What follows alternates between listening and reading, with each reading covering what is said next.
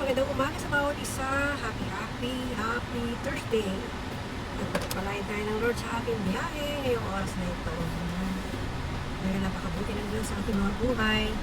Ano man ang sitwasyon natin ngayon, nagdadaanan. Patuloy na tayo magtiwala, maniwala sa kakayanan ng Diyos. Kaya niya tayong buhayin at papalain. Anong bagay na feeling natin ay parang ang hirap. Lalo ang taas ng gasolina ngayon, may gera sa iba't ibang lugar. Pero sabi nga, ito sa itin, naniwala ako na kung focus ng Lord, ay mas maganda, ay tinuturo lang sa bawat isa sa atin. Because we live in the earth, our God is good and faithful.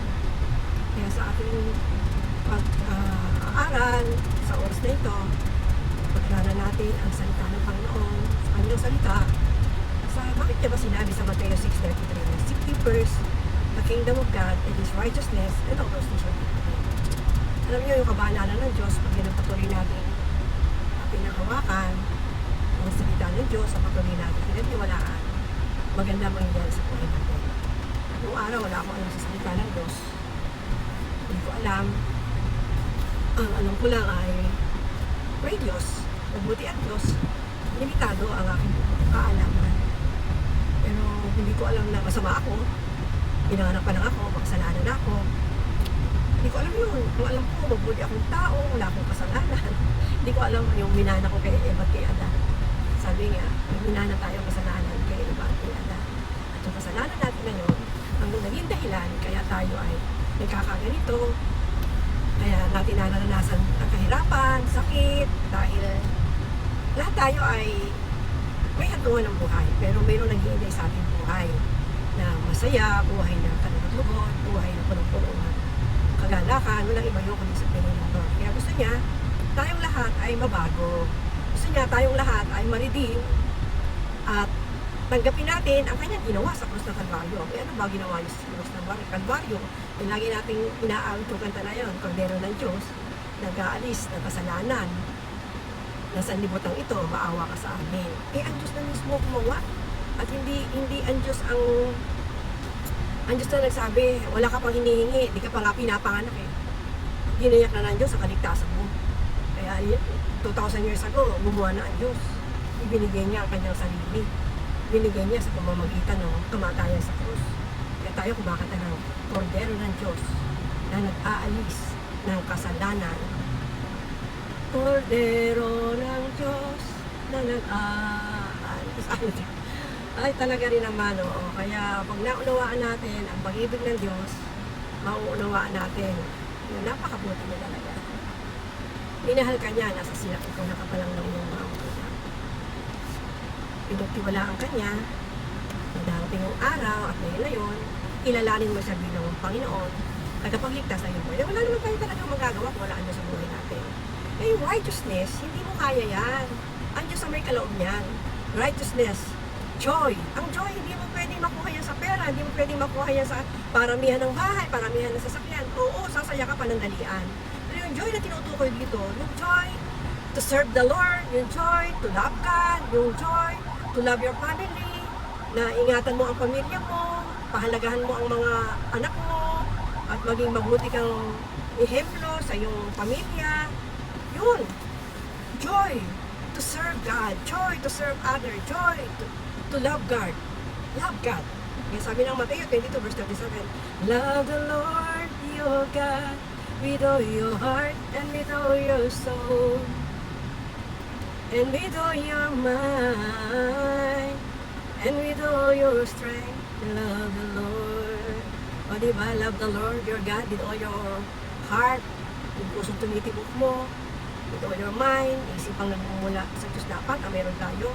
Kaya ako pag nagpe-pray ako, Lord, likhaan mo ako ng isipang nagmumula sa iyo. Kasi isip natin dati puno-puno ng takot, ng alinlangan, ng pangamba, ng galit, mga kasalanan pa noong unang panahon, sinisisi mo sa kung kani-kanino. Hindi mo ba alam na mula pa sa simula ay makasalanan talaga ang tao. Mula pa sa simula ay talagang wala na tayong magagawa. Kung hindi natin tatanggapin ng Diyos at buhay natin, ay useless ang buhay natin. Walang kagalakan ang buhay natin. Kaya yung joy, peace, galing yan sa Lord. Yung wisdom, galing yan sa Lord. Hindi mo pwedeng pagyamang, natutunan ko to sa eskwelahan. Abay, maraming tao hindi nag-aaral, pero bakit matalino? Kasi mula pa sa simula, nilikha na si Eva at si Adan. Sabi nga kay Adan, Adan, pamahalaan mo ang lahat ng bagay na nandito sa lupa. Bigyan mo ng lahat ng pangalan. O di ba si Adan lahat nagbigay ng pangalan? May nagturo ba kay Adan?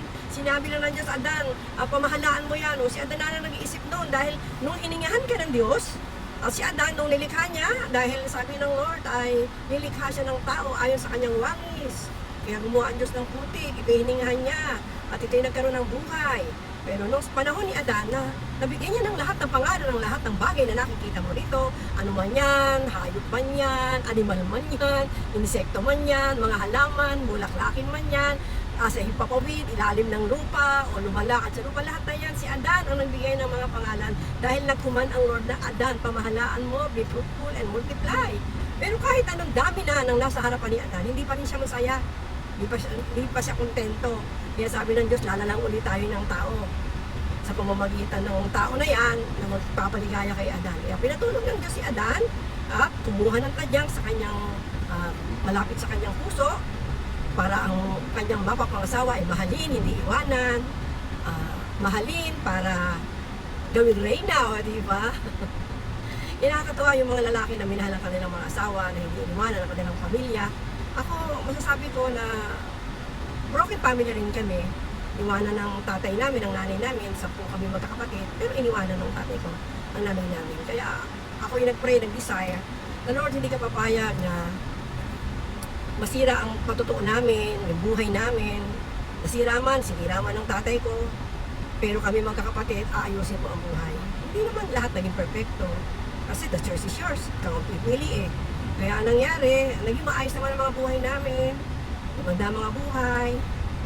Nakita ko na kung wala ang Diyos at hindi gumitna ang Diyos sa buhay namin, ay napakapangit ang buhay namin. Salamat sa Lord, since 1990, nung nakilala ko siya, akala ko kilala ko na ang Diyos. Pero ako hindi niya pala kilala dahil hindi lahat na tumatawag sa akin ng Panginoon ay hindi naman niya kilala kasi hindi naman natin ginagawa ang kanyang kalooban.